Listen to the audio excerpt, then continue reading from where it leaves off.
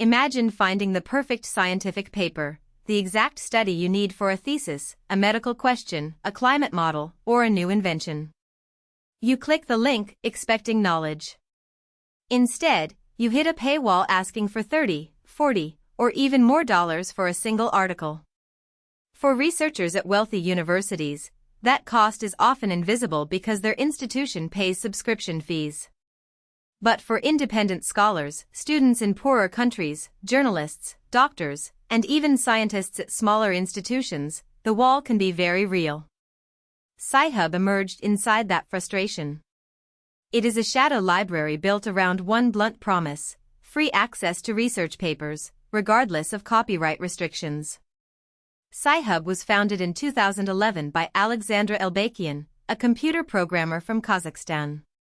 At the time, the cost of accessing academic literature had become a major complaint across universities and research communities. Scientific papers are often written by researchers who are not paid royalties by publishers. The research itself is frequently funded by public money through government grants. Peer review is usually performed by other academics, often without direct payment. Yet the final articles may be locked behind expensive journals controlled by commercial publishers. To critics, this system looked like publicly supported knowledge being packaged and sold back to the public.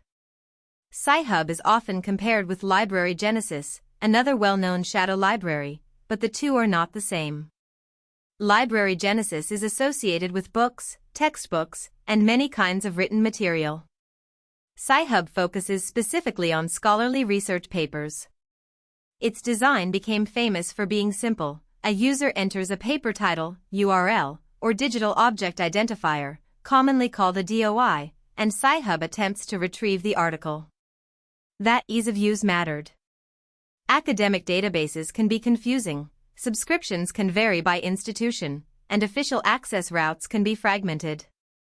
Sci-Hub offered one search box and a result, which made it feel dramatically more reliable to many users. The site works by bypassing publisher paywalls in various ways, which is why it is legally controversial. Sci-Hub built a massive archive of research papers and also sought access to articles that were not already stored. Over time, its collection became enormous. A 2018 study estimated that Sci-Hub provided access to almost all scholarly publications, a staggering claim that showed how far the project had grown beyond a niche piracy site. On July 15, 2022, Sci-Hub reported that its collection contained 88,343,822 files. That number helps explain its influence. For many users, Sci-Hub was not just an alternative source. It appeared to be the most complete source. Its global popularity was not only about avoiding fees. It was also about speed, convenience, and inequality. A student in a country with limited university budgets might not have access to major journal bundles. A doctor outside a big hospital system might need to read the latest study but have no subscription. A researcher moving between institutions might suddenly lose access to papers they previously depended on. In September 2019, Sci-Hub's operators said the site was serving about 400,000 requests per day. That scale suggests a worldwide demand that formal publishing channels were not satisfying for a large number of people. Supporters of Sci-Hub often frame the issue as a moral one. They argue that science advances when knowledge circulates freely, especially when the underlying research was funded by taxpayers. In this view, locking papers behind expensive paywalls slows discovery and deepens inequality between rich and poor institutions. A researcher in a wealthy university may see access as normal, while a researcher elsewhere may experience the same literature as a luxury product. Some academics and readers praise Sci-Hub for exposing this imbalance. To them, it is not simply a piracy platform, it is a protest against a publishing model they believe is outdated and unfair. Alexandra Elbakian has defended Sci-Hub by appealing to the idea of a right to science and culture. She has referenced Article 27 of the Universal Declaration of Human Rights, which says people have the right to share in scientific advancement and its benefits. From that perspective, Sci-Hub is presented as a tool for realizing a human right, not as a criminal enterprise. Elbakian has also questioned the morality of academic publishers' business practices, especially when authors are not paid royalties and universities must buy back access to work produced by their own communities. She has maintained that Sci-Hub should be considered perfectly legal. Publishers see the situation very differently. They argue that Sci-Hub violates copyright on a massive scale and undermines the revenues that support journal operations, editing, hosting, archiving, and publishing infrastructure. From their perspective, the fact that research is socially valuable does not erase intellectual property law. They also argue that unauthorized access systems can create security risks for universities, because credentials and networks may be misused. Some claims about cybersecurity threats linked to Sci-Hub have been disputed or described as exaggerated by critics of the publishers. Still, the legal point remains central: Sci-Hub distributes copyrighted material without permission. That legal conflict led to major court cases in the United States. Sci-Hub and Elbakian were sued for copyright infringement in 2015 and again in 2017.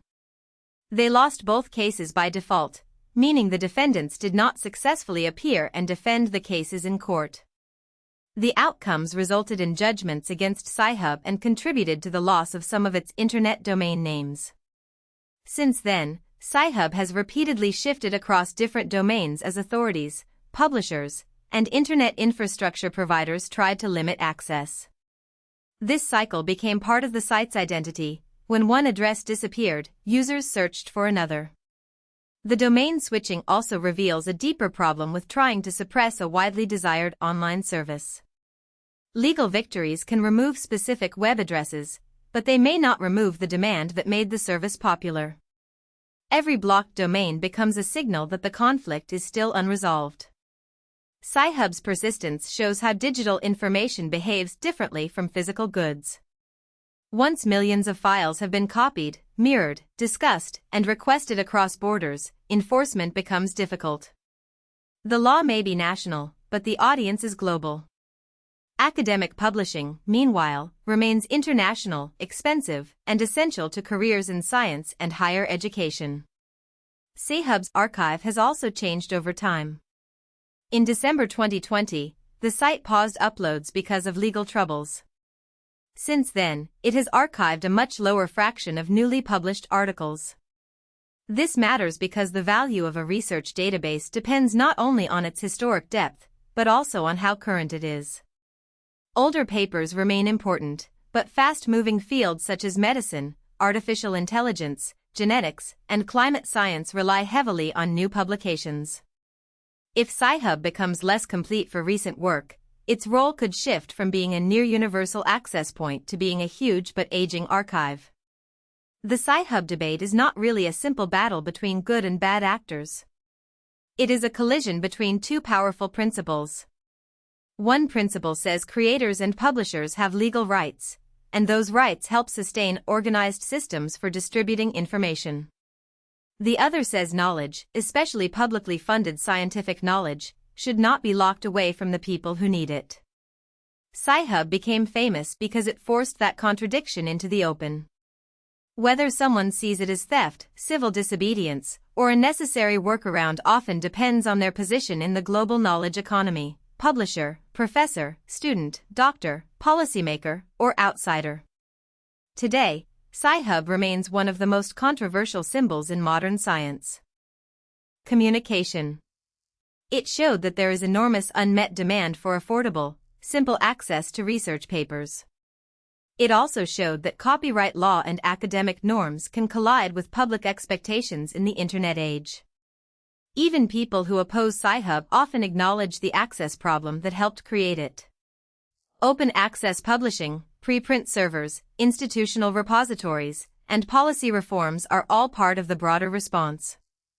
But until the official system feels fair and usable to researchers everywhere, Sci-Hub will remain more than a website. It will remain a question: who gets to read science? If you found this helpful, please like this video and subscribe for more explainers.